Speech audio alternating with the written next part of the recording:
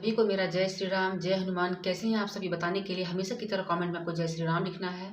आज मैं इस वीडियो के माध्यम से हनुमान चालीसा के पाठ के बारे में तो आपको बता ही चुकी हूँ। आज इस वीडियो के माध्यम से आपको बजरंग बाण से क्या आपको लाभ होते हैं, आपको बजरंग बाण क्यों करना चाहिए, बजरंग बाण करने से क्या फ़ायदे हैं, बजरंग बाण आपको कब नहीं करना चाहिए, बजरंग बाण आपको कब करना चाहिए, इन सब बातों पे मैं आज बात करूँगी। तो चैनल पे पहली बार आए हैं, चैनल को सब्सक्राइब कर दीजिएगा, वीडियो को लाइक कीजिएगा और शेयर कीजिएगा और वीडियो को एंड तक देखिएगा, क्योंकि इसी वीडियो के माध्यम से आपको ये पता चलेगा बजरंग बाण के बारे में।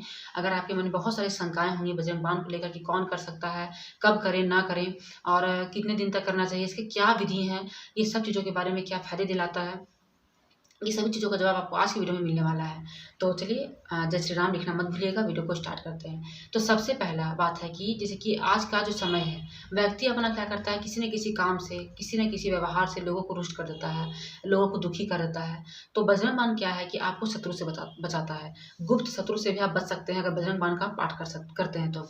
बजरंग बाण का पाठ आपको तब करना चाहिए जब आप बहुत अति मतलब विकराल संकट में है। मतलब ऐसा नहीं कि अगर आपको जैसे कि किसी से बात नहीं हो रहा है तो आप बजरंग बाण का पाठ उसके लिए कर रहे हैं, या छोटा मोटा सर्दी जुकाम हुआ तो बजरंग बाण पाठ करने बैठ गए हैं, या वो इंसान आपसे बात नहीं कर रहा है तो आप बजरंग बाण का पाठ करेंगे, या छोटा मोटा कोई चीज़ आपका इच्छा पूरा नहीं हो रहा तो आप उसका पाठ करेंगे नहीं।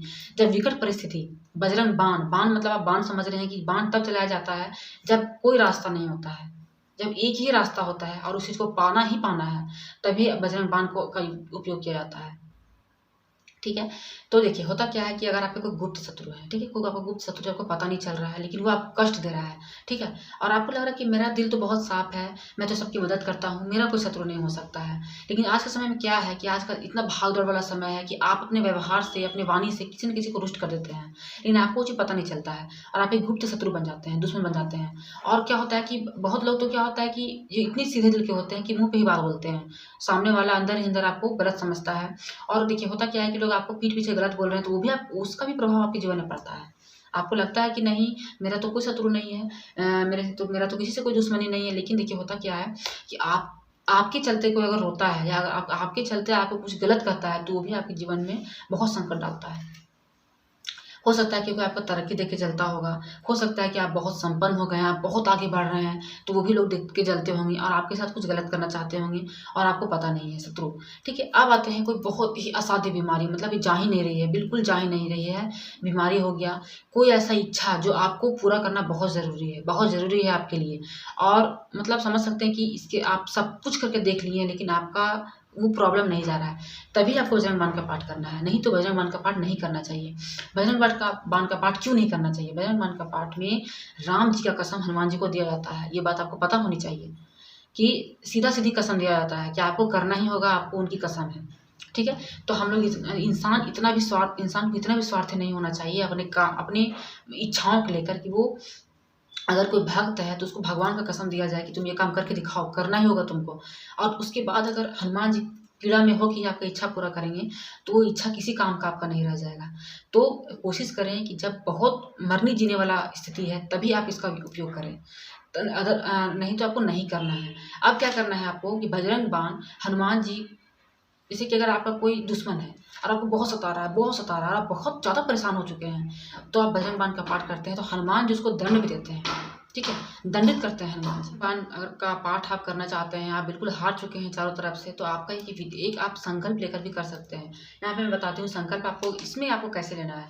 तो संकल्प का विधि तो आप मेरे चैनल पे जाके देख सकते हैं, लेकिन मैं शॉर्ट में यहाँ बता देती हूँ कि अगर आप संकल्प लेना चाहते हैं तो किसी भी मंगलवार के दिन या शनिवार के दिन, या अगर बहुत ज़रूरी है, देखिए बजरंग बाण तो आप ऐसे ही नहीं कर रहे हैं, आपके साथ बहुत अर्जेंट होगा तभी आप कर रहे हैं, तो किसी भी दिन सुबह के दिन आप उठिए, ब्रह्म मुहूर्त अगर आप उठ जाते हैं तो आपके लिए वो सोने में सुहागा हो जाएगा, या आप रात्रि में कर सकते हैं, 10 बजे के बाद आप करें।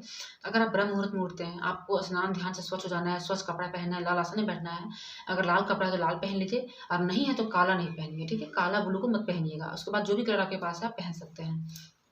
उठना है आपको, आपके पास एक हनुमान जी की प्रतिमा होनी चाहिए, मतलब फ़ोटो होनी चाहिए, या राम दरबार का एक फ़ोटो है तो वो भी चलेगा काम।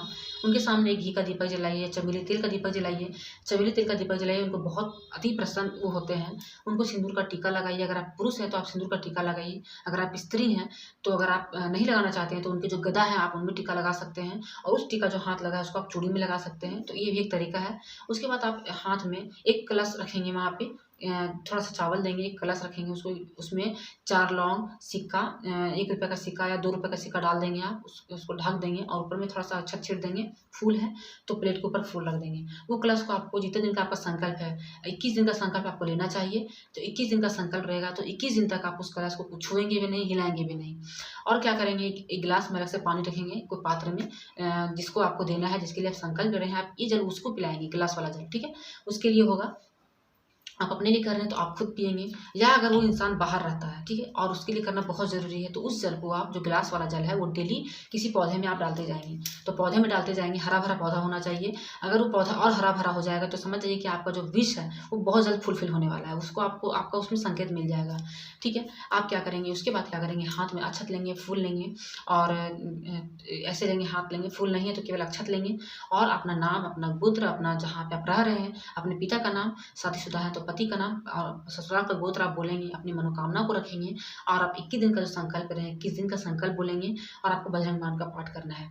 आपको बजरंग बाण का 7 बार पाठ करना है, 21 दिन तक। आपको इस तरह से बोल के उसको उस जो अक्षत है वहाँ पे नीचे छोड़ देंगे, हनुमान जी के फोटो के आगे छोड़ देंगे और आप शुरू करेंगे। पहले आप राम नाम की स्तुति करेंगे, जितना हो सकेगा उतना आप राम नाम की स्तुति करेंगे। उसके बाद आप बजरंग बाण का पाठ 7 बार पढ़ेंगे, लगातार 7 बार पढ़ेंगे आप, पढ़ते जाएँगे, पढ़ते जाएँगे। उसके बाद आप हनुमान जी की आरती कर देंगे और जल तो रखना ही है आपको सामने डेली। कलश वाला जल वैसा ही रहेगा, ग्लास का जल डेली आप उसको चेंज कर सकते हैं, क्योंकि ज़्यादातर लोगों का सवाल इसी में आ जाता है, जबकि मैं बहुत क्लियरली बताती हूँ, वीडियो में बहुत क्लियरली बताती हूँ।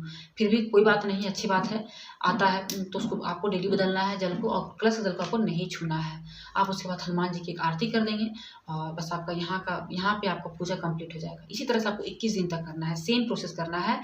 बजाय कलश को रखे, कलश और संकल्प जो लिएंगे छत में, वो डेली नहीं करना, वो एक ही दिन आपका रहेगा। अब आपको इसमें क्या क्या सावधानियां बरतनी है, आपको 21 दिन तक ब्रह्मचर्य का पालन करना होगा।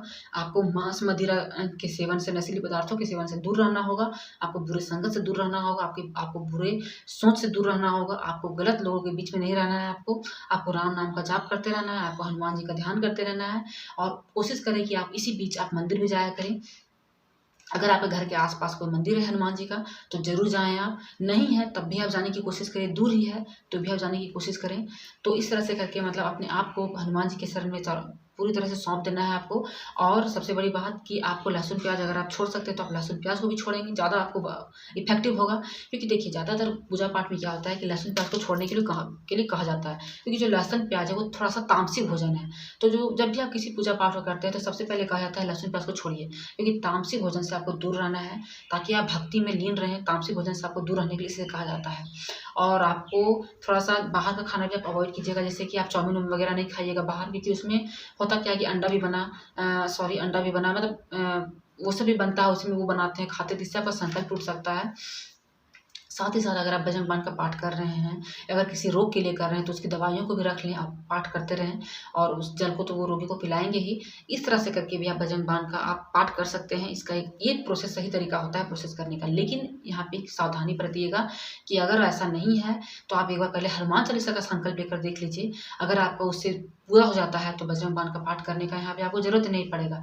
लेकिन आपने सब कुछ करके देख चुका है, आपका वो समस्या जा ही नहीं रहा है, तो आप बजरंग बाण का पाठ कर सकते हैं आप। अगर आपका विवाह में आपका रुकावट है, जैसे कि शादी हो गया है, पति-पत्नी है, आपका विवाह टूट रहा है, तो कोशिश कीजिए कि अपना फ़ोटो और अपने हस्बैंड का फ़ोटो भी सामने रख लीजिए और पाठ कीजिए, तो इससे भी बहुत आपको लाभ मिलेगा।